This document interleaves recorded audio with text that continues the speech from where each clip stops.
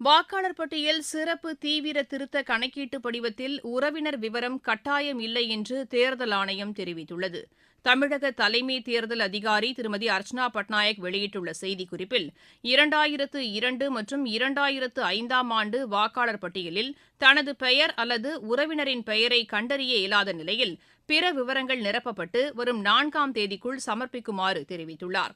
அவ்வாறு சமர்ப்பிக்கப்படும் வாக்காளர்களின் பெயர்கள் மட்டுமே அடுத்த மாதம் 9ஆம் தேதி வெளியிடப்படும் வரைவு வாக்காளர் பட்டியலில் இடம்பெறும் என்றும் அவர் தெரிவித்துள்ளார்.